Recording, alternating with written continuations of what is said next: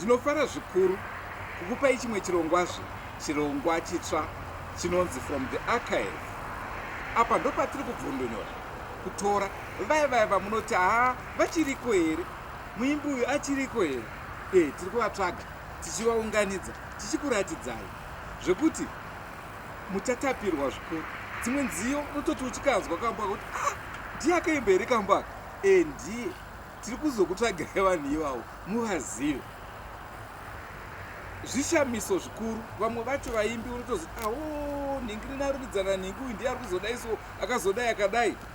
Zvinonakidza sereki mukanzwa nhoroondo dzevaimbi vava vachikutaurai kwavari kubva nekwavari kuenda, maonero avo mumhanzi. Zvamainzwa nchirehwa kunzi mukadzi wangu ndimambara, mukadzi wangu ndimambara, waidana namudzonga, waidana namudzonga, wakanyengwa namudzonga, banga rangu riripiko, ndonocheka mudzonga, chinge ndamucheka, mapurisa ondisunga, mapurisa ondisunga, vondisunga zvakanaka, vondikanda mutirongo, kwemwedzi mingani zviri kwavari, ona kuzvireva zvimwe hazvibvire, kuzvireva zvimwe hazvibvire, kuzvireva zvimwe hazvibvire, kuzvireva zvimwe hazvibvire.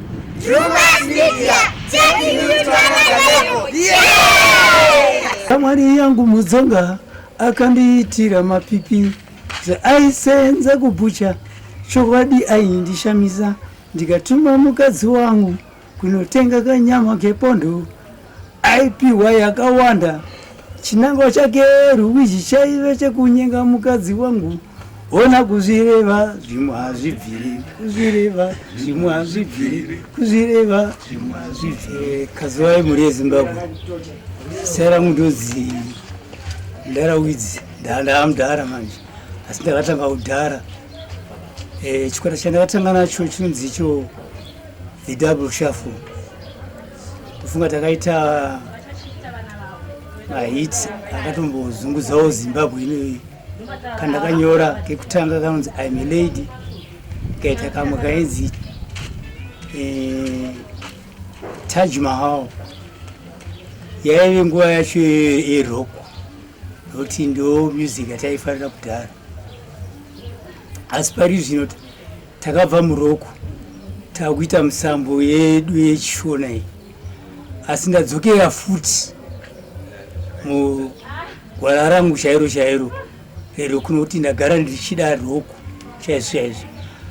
Asi kudzova ndakaita uku ndadzoka ndichinzi ndamunhikiri muchikwata chinonzi Seasons. Ndakaridza ne The Double Shuffle, ndo chikwata changu chandakatanga nacho. Ndabva muchikwata chaDouble Shuffle takaita chikwata futi chinonzi Zimbabwe Heroes, chinosanganisira ana Mike Banda, ana Albert Kapondora, nana Albert Ruiji.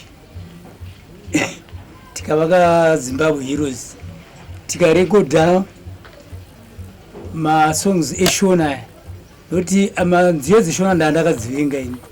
Taiti tikasvika kunhingiri kugrama kwekwe, tosvika kuna Bothuro Nyamondera achiti dai maregera zvechirungu izvi vakomana musikuona kufamba kwenguva. Shona ndiwe yaane mari. Ndini ndakatotanganizwa kuti miseve handiridze miseve.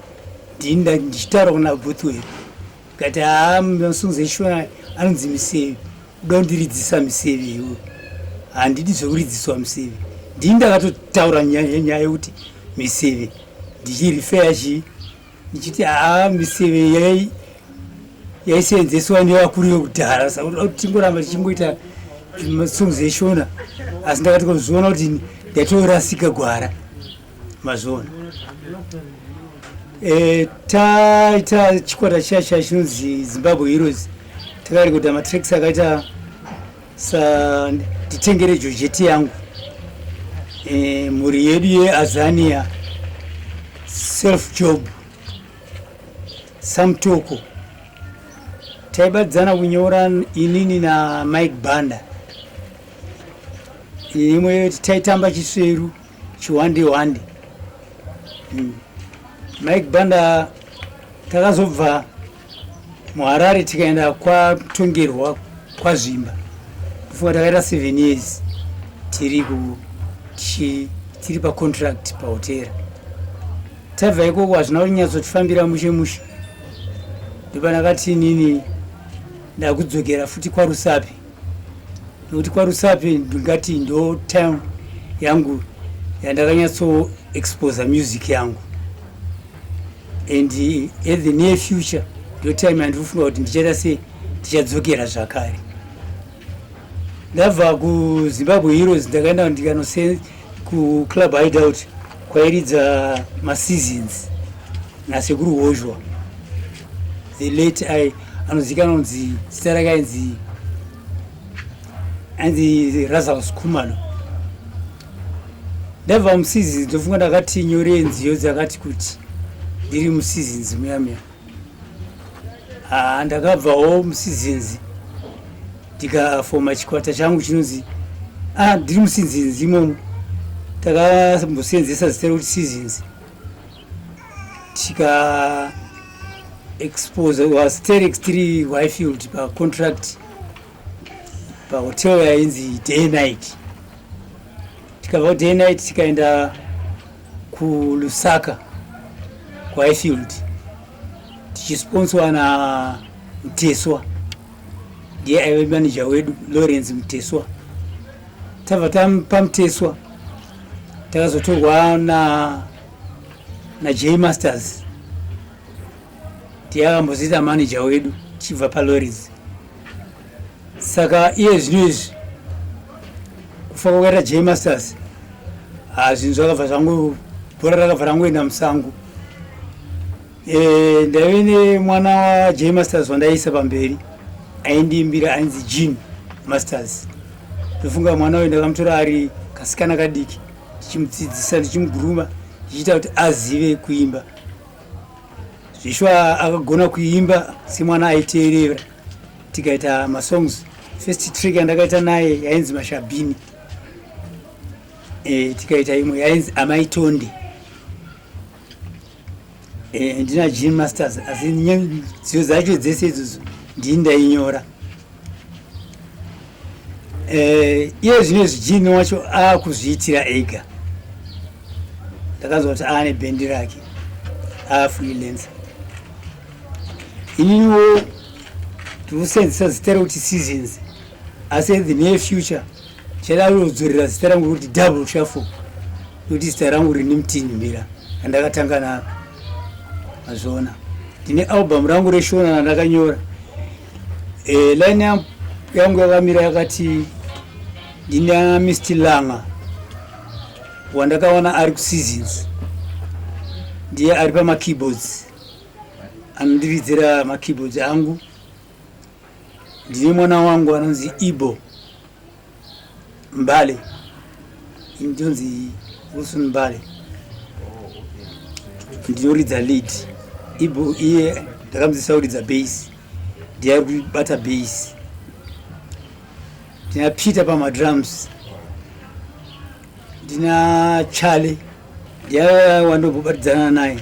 Asi paalbum randiri kuita rinonzi ndere reggae ndakabatsirana nemwana wangu anonzi Ibo Mbale, ndiwo ndakaita nealbum rangu iroro. Ndine album reshona zvakare rinonzi iro Mai Murigamba, andinoda kuburitsa iro riri mupipeline takapedza zvedu, kuti tikaburitsa album iroro tozoburitsa iri reconscious iri. Saka kune vanenge vachida kutibata kundotibata panhamba dzangu dzinoti 0777 056 020, kuti ndiri kutotsvagawo manager napromoter pari zvino, nekuti ibhendi rakatozvimirirawo risina promoter. Rumors Media, taking you to another level.